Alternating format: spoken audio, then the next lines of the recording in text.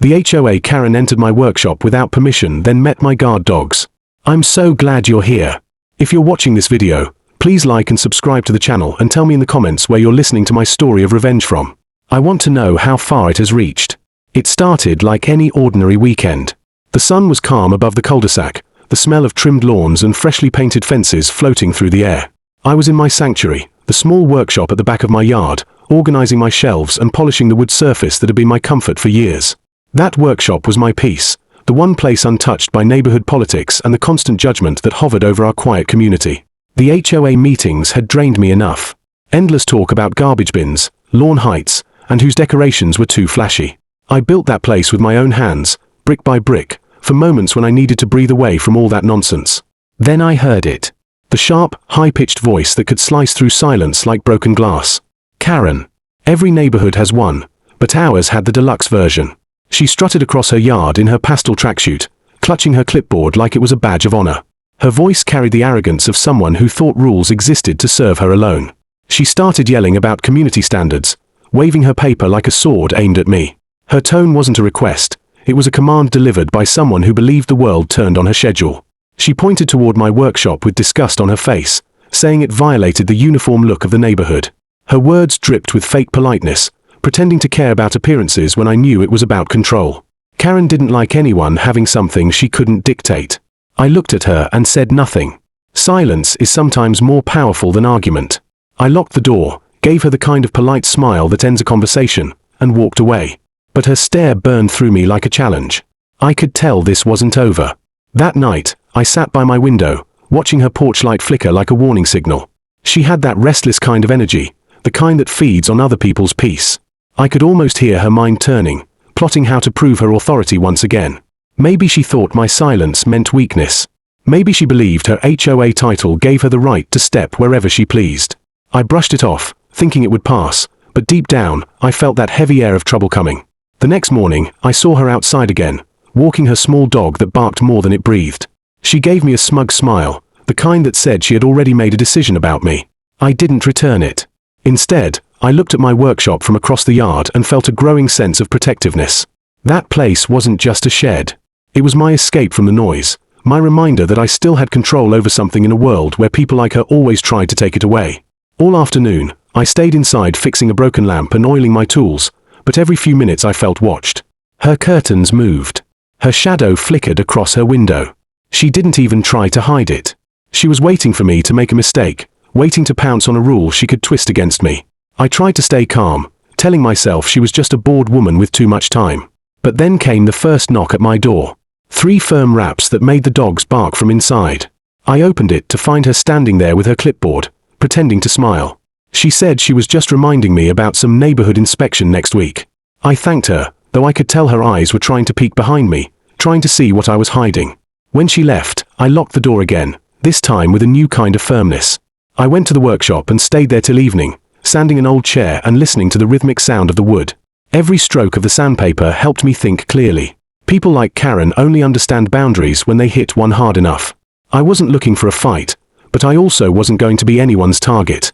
As the sun set, the yard glowed in orange light. The quiet returned, only broken by the distant laughter of children and the hum of sprinklers. I thought maybe it was finally over, that maybe she would find a new obsession. But before I turned off the lights, I saw her again at the end of the street, standing beside her car, looking straight at my workshop. She didn't move for a moment. Just stood there with that same expression of superiority. Then she walked away slowly, her little dog trotting beside her like a guard. That night, I couldn't sleep. I kept thinking of that look she gave me. It wasn't curiosity, it was intent. The kind of look someone gives before crossing a line they shouldn't. I tried to push the thought away, telling myself I was overthinking. But something deep in me whispered that this was only the beginning. That woman had declared an unspoken war, and she didn't even know what kind of storm she was waking. When morning came, I poured my coffee and looked out at the dew-covered grass. The world looked calm again, deceptively calm. I took a slow breath and told myself one thing. If she ever stepped into that workshop without my permission, she'd finally understand what a real boundary feels like. Because when people like her confuse silence for surrender, they end up learning the difference between power and peace the hard way. And I had every intention of teaching her. 2 days later, I returned home as the sky began to dim with the color of rust and smoke, expecting the comfort of routine. I parked in the driveway, tired but content, ready to retreat to my workshop as I always did. Yet something felt wrong before I even reached the door. The grass near the shed was pressed down, the soil soft and scattered like someone had walked through it after the rain. My heart slowed as I noticed the small, muddy footprints leading straight to the workshop door. The lock hung twisted and bent, barely holding onto the latch. I froze, staring at it for several seconds, my mind refusing to accept what I was seeing. When I pushed the door open, the heavy creak of the hinges felt like a groan of betrayal. Inside, everything was chaos. The air smelled of damp earth and intrusion. My workbench was covered in dust that didn't belong to me, my tools rearranged in a way that screamed violation. The screwdrivers lay scattered, drawers pulled out and half closed, nails spilled like seeds across the floor. The wooden shelves I had organized so carefully were half emptied, boxes moved and opened, as if someone had been searching for evidence of something that never existed. My hands brushed the surface of my table, and I could feel the faint marks of her fingers in the thin layer of sawdust. It was more than trespass, it was conquest. Then my eyes caught it. A white piece of paper taped to the wall with neat, deliberate precision. The words were written in cold black ink, straight and smug. It said that my structure violated HOA Code 5.2 and that consequences were expected. My jaw tightened. The paper trembled slightly between my fingers as I pulled it down. The room suddenly felt smaller, the air heavier. My pulse thudded in my ears. It wasn't just about a workshop anymore. It was about control, about someone believing they could walk into my life, into my space, and claim authority where none was given. I walked around slowly, tracing the path she must have taken. I imagined her nose wrinkling at the smell of oil, her judgmental eyes scanning my personal things, her hand touching what she had no right to touch. She must have felt powerful here, alone, pretending to enforce her precious rules. I could almost see the little smirk she would have worn when she taped that note on my wall, believing she was untouchable. The thought made something inside me twist and burn. My hands weren't trembling from fear. They shook from a heat that felt like fire crawling through my veins. For a moment, I wanted to march straight to her house, slam that note on her perfect door, and tell her she had gone too far. But I stopped myself. People like her don't understand anger. They feed on it. They thrive on being seen as the victim. So I stood there in the silence of my ruined peace, took a long slow breath, and promised myself that whatever happened next would not be loud or rash. It would be smart, quiet, precise. That evening, I repaired the lock with steady hands. Every turn of the screwdriver felt like an act of reclaiming. When I finished, I didn't just replace the old lock, I reinforced it with a steel plate inside the frame. Then I drove to the hardware store before closing time and bought 2 small security cameras, motion sensors, and a new set of floodlights. The cashier looked at me as if I was being overly cautious. If only he knew. When I got home, the world outside had fallen into that still darkness where everything seems to hold its breath. I worked under the dim light of the porch, wiring the cameras at perfect angles. One faced the front of the workshop, the other the back path leading through the trees. I adjusted them carefully, making sure not a single corner was left unseen. The satisfaction I felt wasn't from paranoia but from taking back control, inch by inch. As I finished, I could feel the quiet strength of the night returning. Even the dogs seemed calmer, lying close to the door as if they understood something important had been set in motion. Inside the house, I sat down with a cup of cold coffee and replayed the scene in my head. Karen must have thought she was clever, that breaking a lock and leaving a note would scare me into compliance. She probably believed she was untouchable, shielded by her HOA title and her endless web of connections. But there's one thing people like her never realize until it's too late. When you push a quiet person past the point of peace, you awaken something far more dangerous than anger. You awaken intention. I spent the rest of the night studying the HOA code she had quoted, page by page, discovering the irony buried in her accusations. The rule she referenced didn't even apply to my property because my workshop had been approved years before the new regulations were added. She was bluffing, and she knew it. She wasn't enforcing a rule, she was trying to humiliate me into submission. I leaned back in my chair, staring at the ceiling fan turning slowly, and let a thin smile form on my lips. She wanted a game, and she had just stepped onto my board without realizing it. By midnight, the cameras were online, linked to my phone with motion alerts ready. I stood outside once more, the cool wind brushing against my face, and looked toward her house. Her lights were still on, a pale glow behind closed curtains.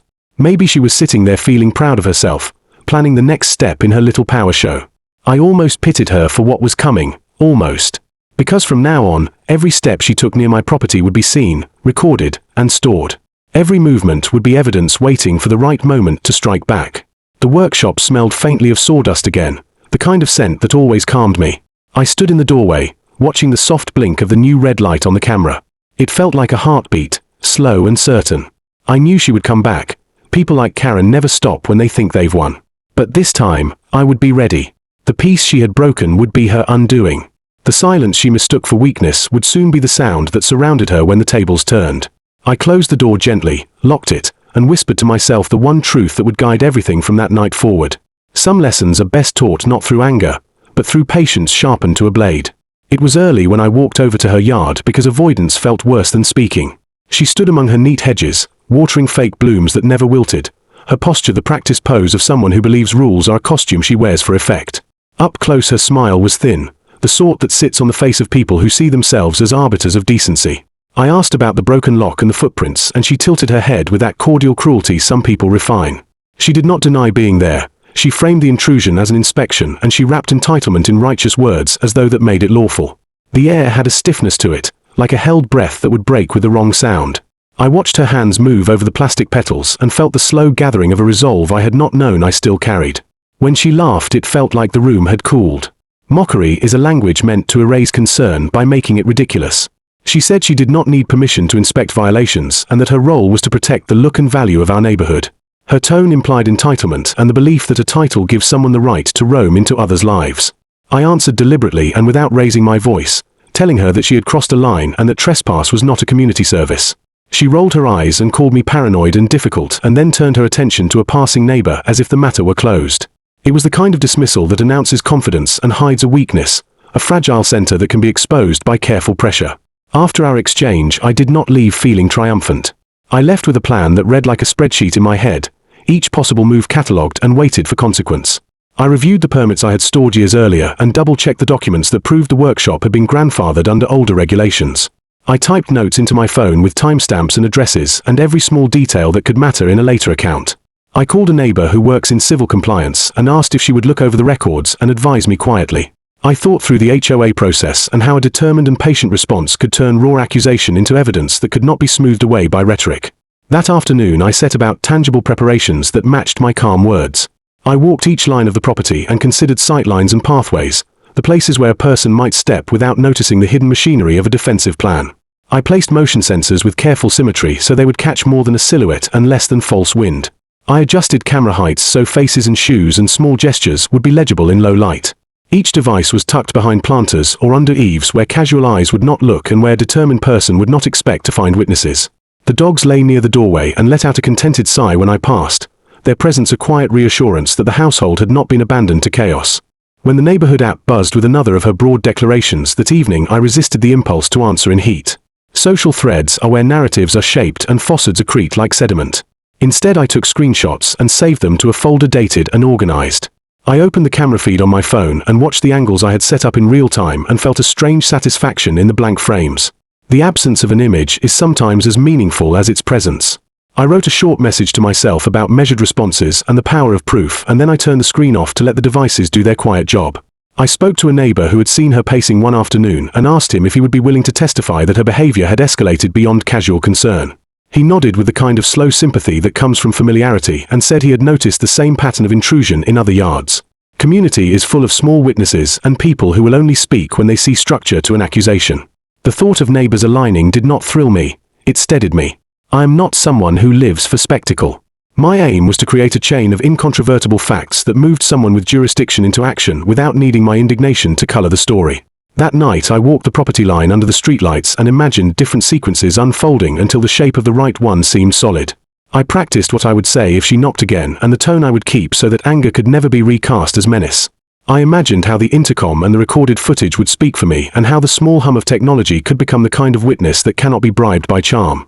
The motion sensors I had placed were patient and unflashy, and I liked that about them. There is a dignity in devices that simply record and a dignity in people who prepare rather than perform. The next morning I checked the feeds before breakfast and felt a small, steady relief at the empty paths. It was not vindication, it was readiness. Drawing a line is one thing, making it visible to those who judge is another. I understood in that quiet hour that warnings are not threats but signals set in motion to protect what is yours.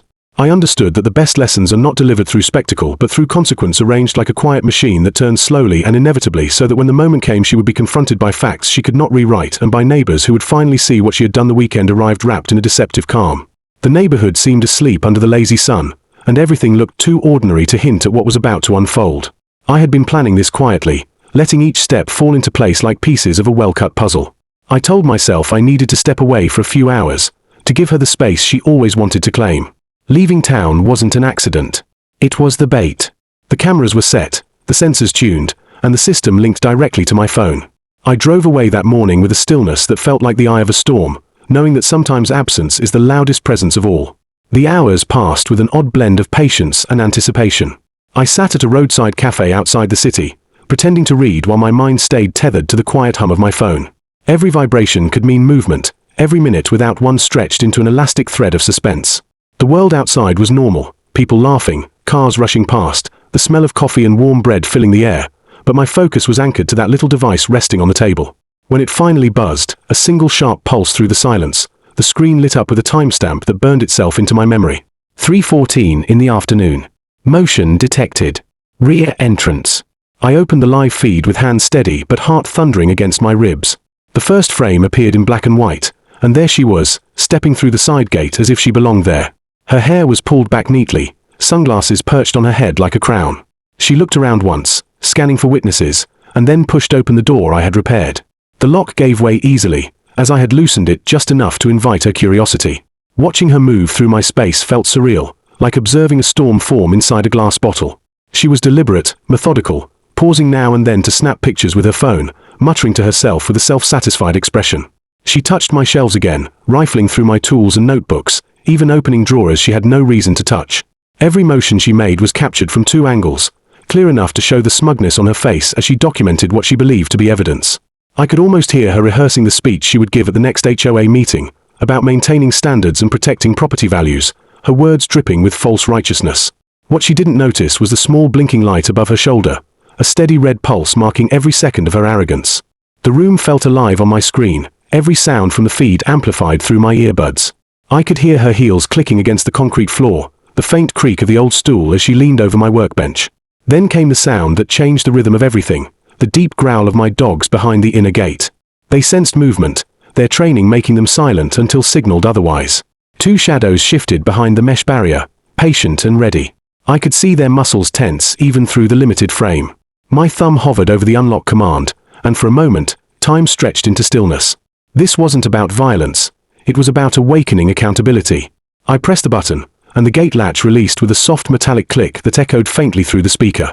The dogs moved forward, measured and deliberate. They didn't bark at first, only circled her with low, warning rumbles that vibrated through the air. Karen froze, her confidence dissolving into visible panic. The phone she had been using slipped from her hand and clattered to the floor. She tried to back away, but the dogs flanked her like disciplined soldiers, keeping her trapped in the space she had invaded. Her voice finally broke through the audio, trembling and high. She called out for help, then shouted at them to stop, her tone flipping between command and plea. I watched, saying nothing, my eyes locked on the screen. The dogs didn't attack, they simply stood guard, their eyes fixed on her every move, waiting for any sign of aggression. One gave a single bark, sharp and commanding, the kind that makes even the boldest intruder remember fear. She backed against the wall, clutching her purse like a shield. In that instant, the hierarchy she had forced onto everyone else collapsed. She was no longer the authority. She was the trespasser caught inside her own illusion of power. The camera captured every detail, the sheen of sweat on her forehead, the way her lips quivered as she whispered something that sounded like disbelief. She looked around for an escape, but there was none. Even the open door behind her seemed distant, guarded by the eyes of justice that no courtroom could provide. The dogs waited, loyal and unmoving, their tails low, their stance calm but absolute. I didn't feel guilt. I felt balance. Watching her confronted by the boundaries she had refused to respect was like watching a scale finally settle into equilibrium. After a long minute, I spoke through the intercom, my voice low and measured. The sound made her jump. I told her she was being recorded, that she had trespassed twice, that this time there was evidence no argument could erase. She tried to explain, to twist the narrative into another act of civic duty, but the camera saw through the performance. I told her to stay still while I called the police. The dogs held their position, their presence enough to silence her into obedience. The footage would later show her frozen, hands raised slightly, eyes darting between the lenses that never blinked. When the officers arrived, their cruiser lights painted the walls in blue flashes. I stayed seated in my car miles away, watching as they escorted her out of the workshop. The dogs returned to their posts, calm and unbothered, their task complete. The officers reviewed the live feed I sent them, their expressions shifting from skepticism to understanding.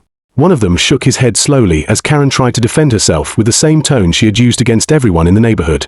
This time it didn't work. I turned off the live stream and leaned back in my seat, letting out a long breath I hadn't realized I was holding. The tension that had built over weeks finally eased, leaving behind a quiet satisfaction. She had walked into her own trap not because I forced her to, but because arrogance had blinded her to boundaries. The cameras had done their work, the sensors had fulfilled their purpose, and the dogs had delivered the lesson better than words ever could. As the sun began to set beyond the road ahead, I started my engine and drove home. The world outside looked unchanged, yet everything had shifted. There was a stillness to the air that felt earned, a peace born not from victory but from restoration. The workshop stood as it always had, yet now it held proof of something stronger than walls. It held the truth of cause and consequence. She had crossed the line one last time, and the line had answered. The sound that came through the speaker was raw and human, a scream that sliced through the air with no warning. It echoed inside my ears, high and desperate, the kind of sound that breaks arrogance in an instant. On the screen, she stood frozen in the center of the workshop, her body locked in the instinctive stillness of someone who suddenly understood danger. My dogs had moved from behind the inner gate with the steady grace of trained guardians, their muscles coiled beneath sleek coats, their eyes bright and focused. They did not rush. They advanced in calculated rhythm, each step synchronized, their paws touching the ground like a warning that came without words. The space around her shrank with every breath she took. Her phone slipped from her grip and hit the floor with a dull crack that seemed to punctuate her mistake. She tried to retreat, but there was nowhere left to go. Behind her, the solid wall of the workshop held firm, a silent witness to every second of her trespass. The dogs stopped a few feet away, their barks deep and measured, reverberating through the air like a drumbeat of consequence. It was not violence they carried in their sound. It was discipline, the kind born of loyalty and protection. She raised her hands halfway, trembling, her mouth opening and closing as if words had forgotten how to form. Through the camera feed, I could see the transformation take place. The confidence that had once coated her every gesture dissolved into fragments of fear. Her perfect composure cracked under the weight of reality. The woman who once commanded neighbors with orders and inspections was now small in the lens, a figure stripped of the power she had stolen. The dogs circled her slowly, their eyes trained on her movements, neither attacking nor retreating, only guarding what was theirs. The rhythm of their bark grew slower, lower, almost like a chant that filled the space with judgment. She found her voice again, but it was fragile now, carried by trembling breath. She shouted for me to call them off, her tone swinging between panic and command. The irony of her demand didn't escape me. The same woman who believed rules did not apply to her now pleaded for the mercy of boundaries she had violated. I pressed the intercom button and let my voice flow through the speakers, calm and steady. I told her that the dogs only protect what belongs to them, and that she should not have been there. The words were not shouted. They were delivered like a verdict, quiet but absolute. The sound of my voice froze her more than the barking did. She turned slowly toward the direction of the speaker, her eyes wide, face pale, realizing that the voice she had dismissed for weeks now held control over her every move. The camera caught every twitch of her hands, every step backward as she tried to find an exit without provoking the guardians before her. The workshop had become a stage, the walls framing a story she had written herself and could no longer escape. I could see the red light of the recording reflect off her sunglasses where they had fallen near her feet, the lens glinting like a reminder that every second of this humiliation was preserved. For the first time, she faced what it meant to be powerless. The dogs maintained their formation, their breathing deep and steady. One of them lowered its head slightly, a movement both protective and dominant, letting her know she was in their space. She whispered something under her breath that the microphone barely caught, a plea mixed with disbelief. The tremor in her voice carried through the speaker and into the stillness of my car miles away. It wasn't anger I felt, it was balance, the quiet satisfaction of watching cause meet effect.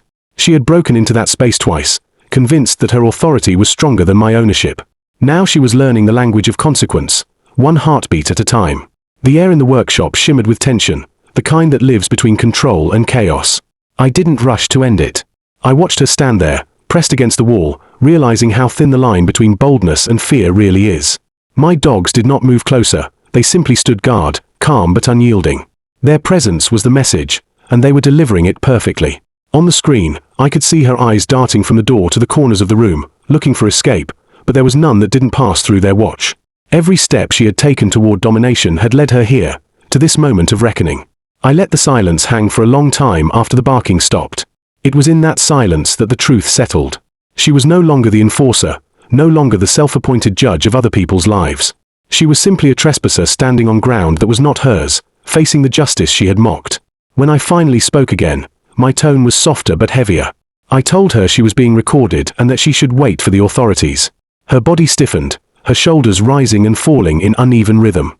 She muttered that it had all been a misunderstanding, that she had come to take pictures for documentation. The lie hung in the air, transparent and hollow. The dogs stayed still, their eyes never leaving her until I gave the command to retreat.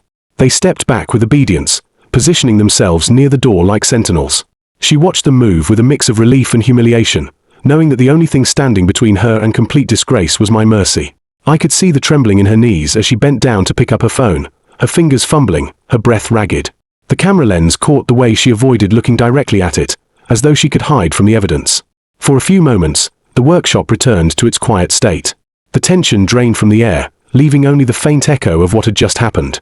I watched her step outside, her body shaking, glancing around like someone emerging from a nightmare. The sunlight hit her face and she blinked hard, as though the brightness itself was an accusation. I saved the footage to 2 different drives before turning off the feed, ensuring that not a second of it would ever disappear. When I finally leaned back in my seat, I felt no triumph, only clarity. Justice had its own rhythm, and that day it sounded like the echo of her scream, the rumble of disciplined dogs, and the calm voice of a man who had decided to stop being a target. That sound was not loud, but it was lasting. It carried through the walls of the workshop, through the silence of the evening, through the fragile confidence of a woman who had believed she was untouchable. She had entered without permission, and for the first time in her life, she had truly met resistance. That day, justice didn't wear a robe or sit in a courtroom. It had fur, muscle, and loyalty, and it spoke through the stillness that followed her fear. When the flashing lights finally cut through the calm of the street, the entire neighborhood began to stir like a hive disturbed by a sudden hand. Curtains shifted, doors cracked open, faces appeared behind glass, eager to see what new scene was unfolding in the kingdom of Karen. The patrol car stopped in front of my gate, the officers stepping out with the deliberate caution of men who have heard too many half-truths and too few facts. From the footage on my phone, I watched her pacing outside the workshop, her phone clutched in one hand, her expression rearranging itself with every passing second as she rehearsed her version of the story. I could see the tension in her shoulders, the tremor in her fingers hidden behind forced authority. She had always believed control was her armor, but that armor was cracking under the weight of exposure. When the officers approached her, she spoke before they even asked a question. Her tone was firm but trembling at the edges, an act wrapped in panic. She told them she had been lured there, that I had staged everything to make her look guilty, that I had released the dogs on her in revenge for her civic duty. The words tumbled from her mouth with the desperation of someone fighting to stay above water. She painted herself as the victim of an elaborate trap, her voice rising with every sentence until it echoed off the nearby houses. The neighbors watched from their porches, silent, curious, waiting to see if the queen of the HOA could still command the stage she had built. The officers listened quietly, their faces expressionless. One of them finally asked if she had permission to enter the property. The question cut through her performance like a blade. She hesitated for the briefest moment before insisting that she didn't need permission, that she was acting in her official capacity as an HOA representative. That was when I walked out, calm, collected, my phone already in hand. I could feel the eyes of the entire street following my every movement. I greeted the officers politely, thanked them for coming, and offered them the footage. No anger, no confrontation, only facts. That was the difference between us. She relied on noise, I relied on evidence. The first officer took the phone and began watching. The second leaned over his shoulder, both of them standing silent as the video played. The air felt heavy with anticipation, as if the neighborhood itself was holding its breath. I could see her trying to maintain her composure, brushing invisible dust off her sleeves, forcing a smile that kept faltering under the weight of the truth unfolding on the small glowing screen. The footage showed her breaking the lock, walking inside with a sense of ownership, rummaging through my belongings, snapping photos as if she were auditing a stranger's life. Every second that passed pulled another thread from the tapestry of her confidence. When the video reached the part where the dogs confronted her, one officer exhaled sharply, shaking his head. The other looked up at her, his voice calm but edged with disbelief as he asked why she had entered a private property. Her mouth opened, but no words came. For the first time, her silence spoke louder than all her arguments. She stammered that she had acted out of duty, that she didn't know it would go this far. The officer's tone hardened as he reminded her that no position gives anyone the right to trespass. He used the word but it landed like a judgment. The phrase hung in the air, simple and final. You trespassed. Around us, the murmurs began. The same neighbors she had scolded about lawns and mailboxes now whispered to one another, the tide of sympathy shifting in real time. I watched her posture collapse, her shoulders sagging as her performance disintegrated. She tried to speak again, but her words came out uneven, grasping at excuses that dissolved before they reached the air. I didn't need to say anything. The truth was already doing the work for me. The officers took her statement, though it was clear they had already decided what mattered. They advised her to stay off my property and warned her that any future incident would result in charges. She nodded rapidly, eyes darting from their notepads to the camera still blinking from the corner of the workshop. When she turned to me, her face was pale, stripped of the confidence that had once made her unshakable. I met her eyes without gloating. Revenge doesn't always need words. Sometimes it's found in the quiet acknowledgement of guilt. When the officers left, the street seemed to exhale. Neighbors came closer in twos and threes, pretending to check their mailboxes while stealing glances at her as she hurried back to her house. Her perfect gait was gone, replaced by short, uneven steps.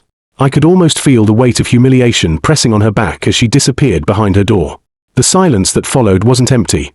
It was charged with a new order. For years, she had been the one dictating the rhythm of this community. That day, the rhythm changed. Later that evening, my phone buzzed with messages from HOA members asking what had happened. The story was spreading faster than I could have imagined. I sent them the same short response. The matter was handled lawfully, and the evidence spoke for itself. Within hours, a meeting was called. I didn't attend. I didn't need to. By then, the video had already circulated among the board. The proof was undeniable, her signature arrogance visible frame by frame. The very rules she had once twisted to control others were now the ones proving her guilt. Reports came back that the discussion had been heated. She had tried to defend herself, claiming she was protecting the neighborhood from potential hazards, insisting I had provoked her. But every argument fell flat against the simplicity of the footage. One member even reminded her that her authority did not extend beyond administrative oversight. Her voice, once the loudest in every meeting, had become a strained echo drowned out by the quiet disapproval of the people she used to intimidate. By the next morning, her reputation was fractured beyond repair. The same neighbors who once feared her stopped greeting her during their walks. Her influence evaporated like mist under sunlight. The HOA issued a statement reaffirming the boundaries of authority and the importance of respecting private property. It was their polite way of saying she had gone too far. No public apology was made, but none was needed. The silence of the community was punishment enough. That night, I sat in my workshop with the lights dimmed and the dogs resting near my feet. The space felt different now, lighter somehow, as though the walls themselves had exhaled the tension they had been holding. I replayed a short clip of the footage, not for satisfaction, but to remind myself how control had shifted from chaos to calm without a single raised voice. Justice had not arrived with drama. It had come quietly, wearing the armor of truth. She had built her kingdom on intimidation and influence, and all it took to dismantle it was the reflection of her own actions. For the first time, she was not the one telling the story. She had become the story. The following weeks unfolded like the slow turning of a wheel that had finally found its true rhythm. She had always relied on noise to maintain her power, but this time every word she spoke was met with quiet disbelief. The complaints she filed against me landed on indifferent desks and slid into files that were never reopened. Each rejection chipped away at her illusion of control. She had spent years making others bend to her will through forms and letters and threats of citations, but now her own paperwork returned to her stamped and sealed with finality. The system she had weaponized no longer answered her. It was poetic in its stillness, the kind of justice that doesn't need an audience to feel complete. Her reputation didn't crumble in a single day. It dissolved slowly, like sugar melting in warm water. Neighbors who once smiled out of fear now crossed the street when they saw her. Conversations stopped when she approached, laughter dimmed, and the air thickened with polite silence.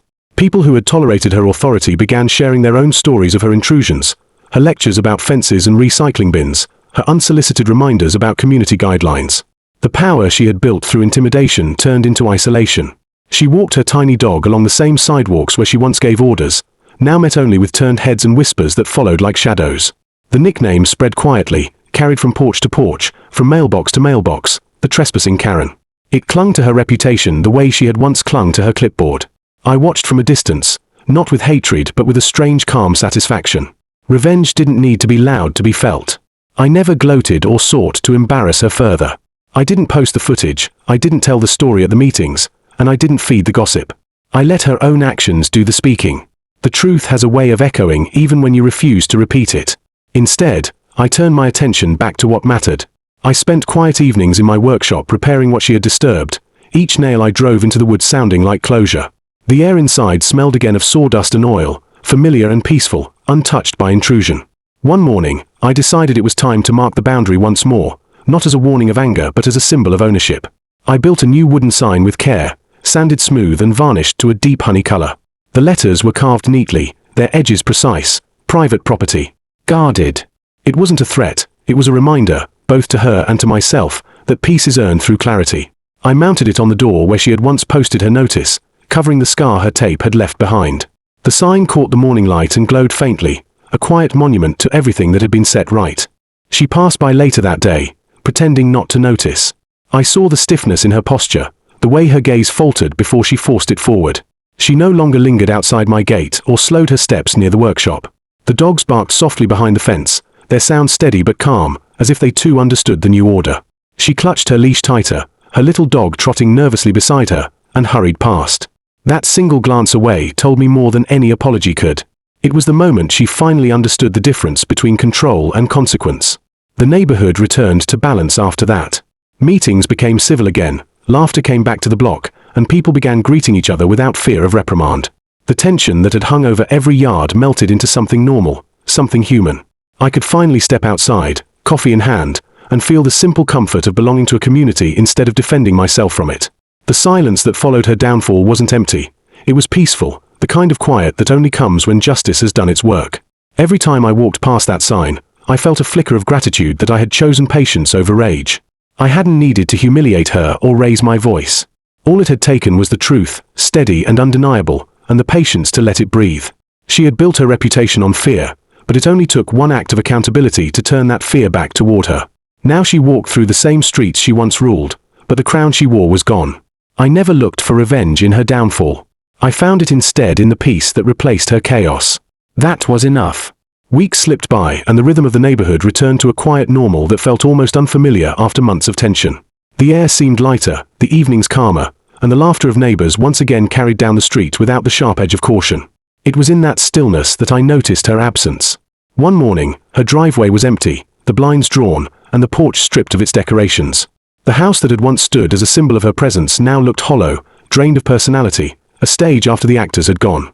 No moving trucks, no goodbyes, no final word. She had simply left, taking with her the noise that had once filled every corner of our cul-de-sac.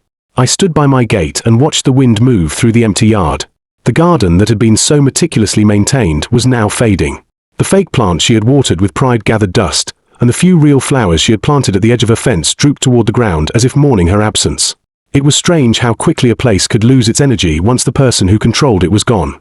For years, she had been the center of unwanted attention, dictating, criticizing, shaping the lives of others under the guise of order. Now all that remained were traces of a presence that had burned itself out. My workshop stood untouched through it all, its wood polished, its floor swept, every tool back in place. It no longer carried the shadow of intrusion. I spent my mornings there again, the hum of the radio soft in the background, the scent of pine and varnish filling the air. The dogs slept peacefully by the doorway, their chests rising and falling in unison, guardians now free from vigilance. Their calmness felt like confirmation that the storm had truly passed. They had done their part and returned to what they were meant to be, symbols of loyalty and quiet strength. Sometimes, as I worked, my eyes would wander to the edge of her old yard. The roses she had once pruned to perfection had begun to wilt. The petals browned and curled inward, the stems bending under the weight of neglect. Nature has a way of mirroring truth. Those dying flowers were not just forgotten plants, they were reminders of how arrogance can't sustain itself once the soil of deceit runs dry.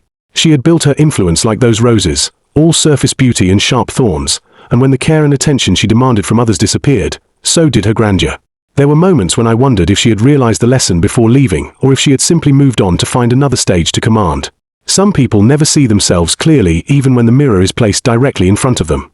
But deep down, I believed that the silence of her departure spoke more than any apology could. She had spent years believing control was power, but control without respect is hollow, and when it collapses, there's nothing left to hold on to. The void she left behind wasn't sad, it was cleansing, a quiet restoration of balance. Life settled into its old rhythm, though somehow it felt new.